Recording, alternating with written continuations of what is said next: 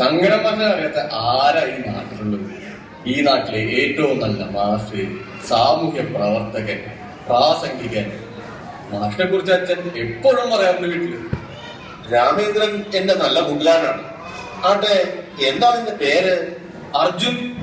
ആഹാ, വില്ലാളി വീരന്റെ പേരായിട്ടും നീ എന്താ ഇങ്ങനെ മാനം നോക്കി കിടക്കുന്നു? എന്റെ മാഷ്, ഇങ്ങനെ കിടന്ന ആകാശമൊന്നും കാണില്ല.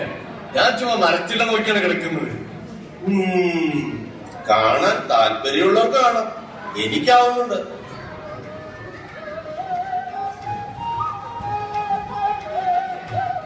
എന്തു പറ്റി? എന്തോ നിന്നെ അലട്ടുന്നുണ്ടല്ലോ. സത്യമാണ്, ഒന്നും അലട്ടാനില്ലല്ലോ എന്നാണ് എന്റെ പ്രശ്നം. അപ്പോ അതാണ് പ്രശ്നം. അലട്ടാനൊന്നുമില്ല എന്നതാണ് പ്രശ്നം. എനിക്കൊന്നും മനസ്സിലാകുന്നില്ല. ചിന്തിച്ച് വിഷമിക്കാതെ ശാന്തരായി ജോലി ചെയ്യുന്ന ഒരു കൂട്ടരേ ഈ ലോകത്തുള്ളൂ. ആത്മജ്ഞാനം ലഭിച്ചവർ, ഋഷികളെ പോലുള്ളവർ. ഇനിയിപ്പോ ഞാൻ ഋഷിയാകണം? വേണ്ട, നമ്മുടെ ചിന്തകളെ നല്ല കാര്യത്തിനാക്കിക്കൂടെ? എനിക്ക് നല്ല കാര്യങ്ങളെ കുറിച്ച് നല്ല ചിന്തയുണ്ട്. നല്ല ഭക്ഷണം, നല്ല വണ്ടി, നല്ല ഫോൺ, നല്ല വാച്ച്. പഠിപ്പ് ഇതാണല്ലേ ന്യൂ ജനറേഷൻ. അയ്യോ അല്ല, ഞാനൊന്നും ഉദ്ദേശിച്ചു പറഞ്ഞതല്ല. ശങ്കരമാഷെ നമസ്കാരം.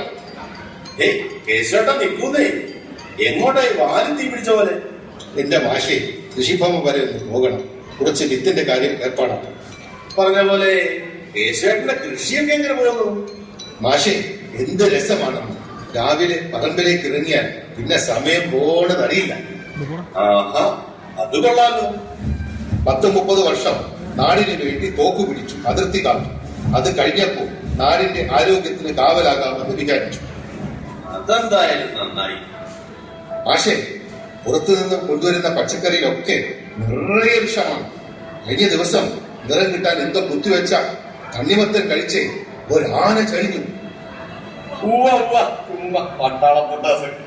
ഇതേതായി കോലം കിട്ട ചെക്കൻ? നമ്മുടെ മാളി വീട്ടിലെ രാമേന്ദ്രന്റെ മോനാ. എടാ കൊച്ചനെ, എപ്പോഴും ഇത് ചുരണ്ടിയിരിക്കാതെ വല്ലപ്പോഴും പത്രമൊക്കെ വായിക്കണം. മാഷെ, ഈ പത്രം ഒന്ന് നോക്കി. എന്തോ സൽഫാൻ മറ്റുവെച്ച ദുരന്തം ആലോചിക്കുമ്പോഴേ നെഞ്ച് പൊട്ടുന്നു.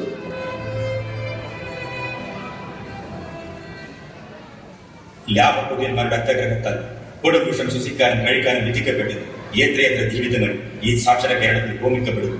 ഇനിയും എത്ര നാൾ വേണം ഈ ദുരിതത്തിൽ നിന്നും നമ്മുടെ സമൂഹം രക്ഷപ്പെടാൻ, ഈ നാടിന് മോചനം കിട്ടാൻ?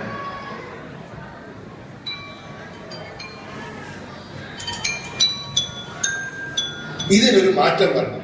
ഞാൻ പൂർണ്ണമായും ജൈവകൃഷിയാണ് ചെയ്യുന്നത്. തരക്കേടില്ലാത്ത വരുമാനം കിട്ടുന്നു. അത് നന്നായി. മാഷെ, നമുക്കിവിടെ ഒരു കാർഷിക ക്ലബ് ഉണ്ടാക്കിയാലോ?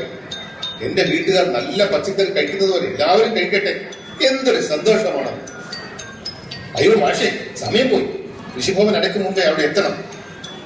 വൈകുന്നേരം ക്ഷേത്രത്തിൽ കാണാം. ബാക്കി കാര്യങ്ങൾ അപ്പോൾ ചർച്ച ചെയ്യും. ഓ, ആയിക്കോട്ടെ. കണ്ടോ, എന്തു മനസ്സിലായി? ആദ്യം തനിക്കും തന്റെ കുടുംബത്തിനും വേണ്ടി കൃഷി ചെയ്തു, പതുക്കെ മറ്റുള്ളവർക്ക് വേണ്ടി തുടങ്ങാൻ പദ്ധതിയിടുന്നു. തന്നിൽ നിന്ന് സമൂഹത്തിലേക്ക് ചിന്തകളെ വളർത്തി. മറ്റുള്ളവർക്ക് വേണ്ടി ചിന്തിക്കുമ്പോൾ, പ്രവർത്തിക്കുമ്പോൾ സന്തോഷം ഇരട്ടിക്കുന്നു. നിന്നിൽ നിന്ന് നല്ല ചിന്തകളെ പറിച്ച് ഈ നാടിന്റെ മനസ്സിലേക്ക് നട്ടു. തന്റെ എല്ലാ ചിന്തകളും പോയിട്ട് കാര്യം ജീവിതം സന്തോഷം കൊണ്ട് നിറയുകയും ചെയ്യും. തനിക്കും മനസ്സിലാകുന്നുണ്ടോ അർജുൻ? ആ, നമസ്കാരം കളിതേ. എങ്ങോട്ടാ എവിടെയും കൊണ്ട്? നമസ്കാരം മാഷ്. ഇന്നൊരു യോഗമുണ്ട് പഞ്ചായത്തില്. യോഗത്തിന് വരുന്ന മറ്റുള്ളവരുടെ കുട്ടികളുമായി നിങ്ങൾ കളിച്ചോളൂ. കാര്യങ്ങളൊക്കെ നന്നായി പോകുന്നില്ലേ? കുഴപ്പമില്ല മാഷെ, എല്ലാം കൂടി നല്ല തിരക്കാണ്. നിങ്ങളുടെ കാര്യങ്ങളും പഠിപ്പും ഞങ്ങളുടെ ജോലിയും പിന്നെ പഞ്ചായത്തിലെ ജോലി ഇതൊന്നും തിരിയാൻ സമയമില്ലാത്ത പോലെയാണ്. സാരില്ല, ഇതൊക്കെ നല്ല കാര്യങ്ങൾക്ക് വേണ്ടിയല്ലേ? ശരിയാണ് മാഷെ, ആളുകളുടെ മുഖത്തെ സന്തോഷം കാണുന്നത് എന്ത് സുഖമാണെന്നോ. അത് എപ്പോഴും ഉണ്ടാവട്ടെ, നന്നായി വരട്ടെ. എന്റെ മാഷെ, വന്ന് 2 പേരുടെ പ്രശ്നമെങ്കിലും തീർത്തില്ലെങ്കിൽ ഉറക്കം വരില്ലെന്നാണ്. ഒക്കെ ഒരു ഈശ്വര നിയോഗമാണ്. സന്തോഷത്തോടെ ചെയ്യാം. മാനവസേവ, മാതൃസേവ. അതെ അതെ, നിങ്ങളൊക്കെ ചുറ്റുമുള്ളതാണ് മാഷെ എന്റെ ധൈര്യം. ഞങ്ങളൊക്കെ ഒരു കുടുംബം പോലെ കൂടെയുണ്ട്. ധൈര്യമായി മുന്നോട്ട് പോയിക്കോളൂ. എന്നാ ഞങ്ങൾ നടക്കട്ടെ, അല്ലെങ്കിൽ എത്താൻ വൈകും. യോഗം കഴിയുമ്പോൾ പത്മേട്ടം വന്ന് ഞങ്ങളെ കൂട്ടിക്കോളും. അതും നന്നായി. പത്മനോട് എന്റെ അന്വേഷണം പറയണം കേട്ടോ. ആ മാഷേ, പിന്നെ ഒരു കാര്യം, ഒരു വായനശാല തുടങ്ങാൻ പഞ്ചായത്തിന് പദ്ധതിയുണ്ട്. കൂടെ ഉണ്ടാകണം കേട്ടോ. വായനശാലകളിലൊക്കെ ഇപ്പൊ ആരാ വരുന്നത്? എല്ലാവരും ടിവിയിലും മൊബൈലിലും ഒക്കെ അല്ലേ? അത് തന്നെയാണ് ഞങ്ങളുടെ ലക്ഷ്യം. വായനശാല കേന്ദ്രമാക്കി കുട്ടികളെ മൊബൈലിൽ നിന്ന് നമ്മുടെ പഴയ നാടൻ കളികളിലേക്ക് എത്തിക്കുക. അമ്മമാരെ TV സീരിയലിൽ നിന്ന് മോചിപ്പിച്ച് പഴയ പോലെ വീടിന്റെ പൊൻവിളക്കാക്കുക. അത് കുറച്ച് കട്ടിപ്പണിയാവും. അറിയാം മാഷെ, ഇത് ഇപ്പൊ ചെയ്തില്ലെങ്കിൽ ഈ നാട് നശിക്കും. അതറിയാമല്ല, ഞാനുണ്ടാവും കൂടെ. അത് മതി. ശരി മാഷെ, എന്നാ പിന്നെ കാണാം. കണ്ടോ, ഒരു സാധാരണ വീട്ടമ്മയാണ് പത്മന്റെ ഭാര്യ ലളിത. സ്വന്തം വീട്ടിലെ കാര്യങ്ങൾ നോക്കുന്നു, സഹകരണ സംഘത്തിന്റെ കുറിപ്പണം പിരിക്കാൻ പോകുന്നു. അതും പോരാതെ അവരുടെ വാർഡിലെ പഞ്ചായത്ത് നോക്കുന്നതാണ്. നാട്ടുകാരുടെ കാര്യം നോക്കുന്നു. I'm really impressed. In fact, she should be working for a multinational than doing these petty things. Petty things? Do you think so? Rat race in a corporate world gives money in exchange of your life. Here, these petty things give them life with joy, health, wealth, blessings, and what not else. നമസ്കാരം ശങ്കരേട്ടാ. ആ നമസ്കാരം ബാബു, നീ എങ്ങോട്ടാ? പണി കഴിഞ്ഞ് വരികയാണ്. ഇന്ന് മേടിച്ചേണ്ട പറമ്പില് വേലിണ്ടായിരുന്നു. ആ 1.5 ഏക്കറിലെ പകുതി ഇന്ന് കഴിഞ്ഞു. സഹായത്തിനാരാ കൂടെ? ഇതിനൊക്കെ എന്തിനാ കൂട്ട്? ഇതൊക്കെ ഒരു രസമല്ലേ? അതുപോലെ ഓണം വരെയല്ലേ, എന്താ പരിപാടി? ഈ ഓണം പൂട്ടി പൊളിക്കണം ശങ്കരേട്ടാ. എന്താണോ പരിപാടി? ഇത്തവണ ജില്ലാ തലത്തിൽ മത്സരങ്ങൾക്ക് പോകുന്നുണ്ട്. അസലായിട്ട് പ്രാക്ടീസ് നടത്തുന്നുണ്ട്. ഈ വട്ടം ചവിട്ടി കളിക്കുന്നതാണ് ആളുണ്ടാവുന്നു. ഏത് ശങ്കരേട്ടി ഷോക്ക് അടിച്ചവൻ? ഈ മൊബൈൽ ഭ്രാന്തനെ പോലെയല്ല, ഇവന്റെ പ്രായമുള്ള നല്ല അസലാണുള്ളവരാണ് എന്റെ കൂടെ. ശരിക്കും പിള്ളേര് ഉഷാറാണ് മാഷേ. അത് നന്നായി. നിങ്ങളെ പോലുള്ളവർ കാരണം കുട്ടികൾക്ക് ഇതൊക്കെ പഠിക്കാനായി. ഇത്തവണ പരമാവധി സ്പോൺസർ പിടിക്കാൻ നോക്കുന്നുണ്ട്. അതെന്താ ഇത്തവണ പ്രത്യേകത? അക്കരയിലെ മണിച്ചേട്ടൻ അറിയിക്കും. പത്രോടാ മണിയാക്കുന്നല്ലേ? ആ അത് തന്നെ.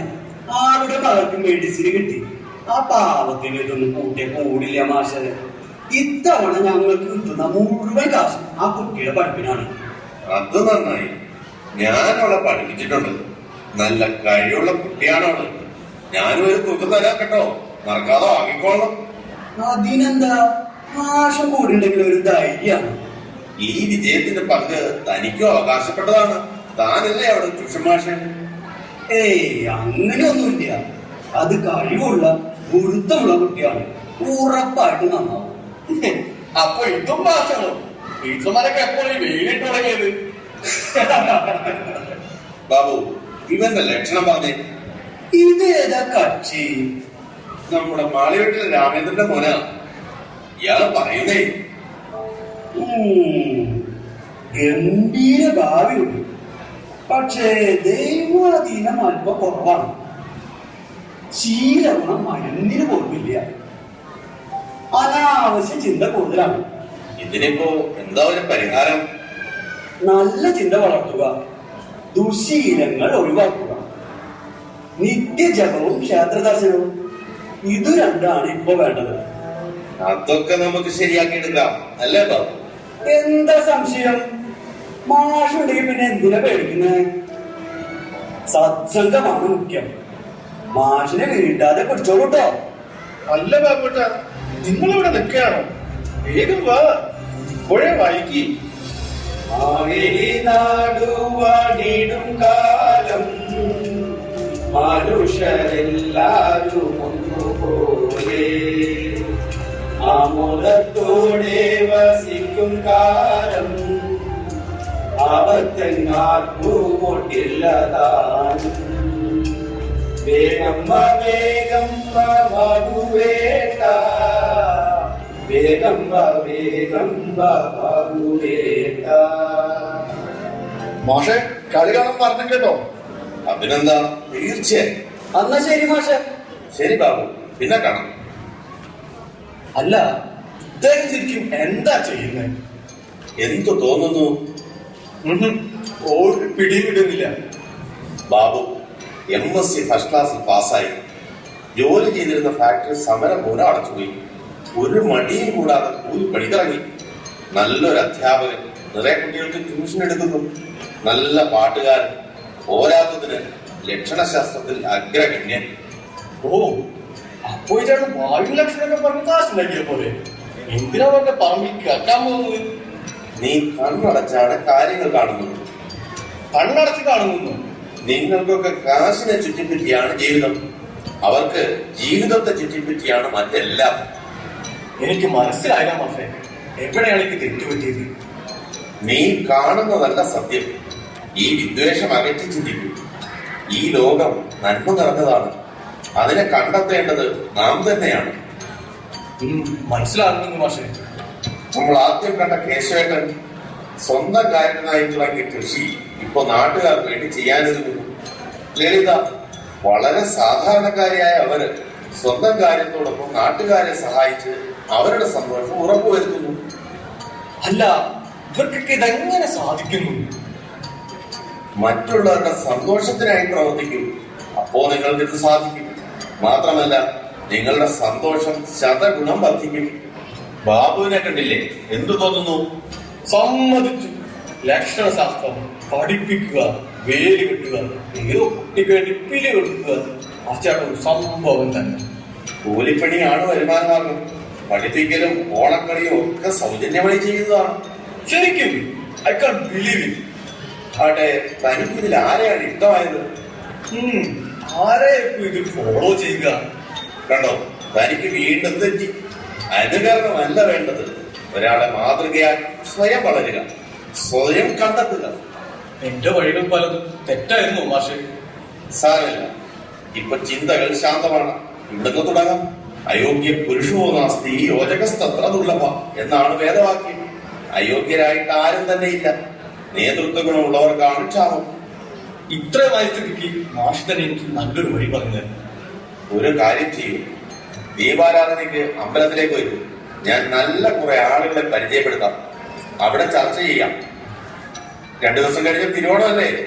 അത് കഴിഞ്ഞെന്തെങ്കിലും തുടങ്ങാം. അത് പറഞ്ഞപ്പോഴാണ് ഒരു കാര്യം ചോദിക്കാനുണ്ട്. ഈ ഓണത്തിന്റെ ചരിത്രം തന്നെ തെറ്റല്ലേ? അതെന്താ അങ്ങനെ ചോദിച്ചത്? ഈ പുരാണങ്ങൾ പ്രകാരം വാമനാവതാരത്തിന് ശേഷമാണ് പരശുരാമാവതാരം. അങ്ങനെയാണെങ്കിൽ വാമനന്റെ കാലത്ത് മഹാബലി കേരളം ഭരിച്ചിരുന്നു പറയുകയും പിന്നെ പരശുരാമൻ കേരളത്തെ സൃഷ്ടിച്ചു എന്ന് പറയുന്നത് ശുദ്ധ മണ്ടത്തരമല്ലേ? ചോദ്യം എനിക്കിഷ്ടായി. ഇങ്ങനെ വിശകലനം ചെയ്ത് വേണം മുന്നോട്ട് പോകാൻ. അത് ചോദിച്ചതിന് ഉത്തരമല്ലല്ലോ. ആയിക്കോട്ടെ, ഇയാൾ പുരാണങ്ങൾ വായിച്ചിട്ടുണ്ടോ? അയ്യോ അല്ല, അത് ഞാൻ ഫേസ്ബുക്കിൽ വായിച്ചതാണ്. മുറി വൈദ്യന് ആളെ കൊല്ലും. ആട്ടെ, വാമനൻ വലിയ പാതാളത്തിലേക്ക് ചവിട്ടി താഴ്ത്തി. ഇത് സംശയമില്ലല്ലോ. ഇത് ശരിയാണെങ്കിൽ അടുത്തത് തെറ്റാണ്. ഇനി ഞാൻ പറയുന്നത് ശരിക്കും ശ്രദ്ധിക്കുക. പരശുരാമൻ കേരളത്തെ, സമുദ്രത്തിലായിരുന്ന കേരളത്തെ വീണ്ടെടുത്തു, പുനഃസൃഷ്ടിച്ചു. പുതിയതായി ഉണ്ടാക്കിയെടുത്തു എന്നല്ല പറഞ്ഞിരിക്കുന്നത്. ഓ ശരിയാണല്ലോ, ഞാൻ അത്രയ്ക്ക് ശ്രദ്ധിച്ചില്ല. സാരമില്ല, ഇത് പലർക്കുമുള്ള തെറ്റിദ്ധാരണയാണ്. സത്യം പറഞ്ഞാൽ തെറ്റിദ്ധരിപ്പിക്കുന്നതാണ്. അതിനും ചിലർ പണിയെടുക്കുന്നുണ്ട്. അപ്പോഴും ഒരു ചോദ്യം ബാക്കി. അതെന്താ ഇനിയും ഒരു സംശയം? ഇത്ര നന്നായി ഭരിച്ചൊരു രാജാവിനെ എന്തിനാ മാഷെ ഭഗവാൻ പാതാളത്തിലേക്ക് ചവിട്ടി താറ്റിയത്? ബലി ഏറ്റവും നല്ല രാജാവ് തന്നെ, സംശയമില്ല. പക്ഷേ അദ്ദേഹം ദേവലോകം ആക്രമിച്ച് ദേവേന്ദ്രനെ പുറത്താക്കി ഭരണം പിടിച്ചടങ്ങി. ലോകവ്യവസ്ഥകൾ തകിടം മറിക്കാനുള്ള ബലിയുടെ ആ ശ്രമമാണ് അദ്ദേഹത്തിന്റെ തന്നെ പതനത്തിൽ കലാശിച്ചത്. ഓ അതെനിക്കറിയില്ലായിരുന്നു. തനിക്കെന്നല്ല, പലർക്കും അറിയില്ല. മാഷിന്റെ കൂടെ സംസാരിച്ചിരിക്കാൻ എന്ത് രസമാ. വൈകുന്നേരം അമ്പലത്തിലേക്ക് വരൂ. ഇതിലും കേരന്മാരെ കാണിച്ചു തരാം. എന്നാ ശരി മാഷെ, ഞാൻ വീട്ടിൽ പോയി കുളിച്ച് വേഗം വരാം. മാഷെ, ബാബട്ടിന് പറഞ്ഞ് എന്നെയും ഓണക്കളിക്ക് കൂട്ടണേ. അതിനെന്താ, നമുക്ക് വഴിയുണ്ടാക്കാം. ഇവൻ നന്നാവും. നാടിന്റെ നാളത്തെ വാഗ്ദാനമാണിത്. സ്വാമിജി പറഞ്ഞതുപോലെ ഇവനെപ്പോലുള്ള ചെറുപ്പക്കാർ നാടിനെ നെഞ്ചേറ്റി സമൂഹത്തിലേക്ക് ഇറങ്ങട്ടെ.